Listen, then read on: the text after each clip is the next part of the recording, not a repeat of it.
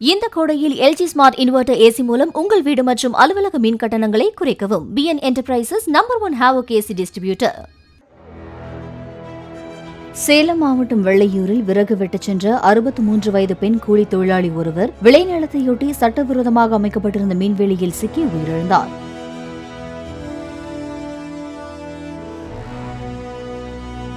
மக்காச்சோள பயிர்களை விலங்குகளிடமிருந்து பாதுகாக்க மின்வெளி அமைத்திருந்ததாக கூறப்படும் துரைசாமி, சிவக்குமார் ஆகிய இரு விவசாயிகளையும் போலீசார் கைது செய்தனர்.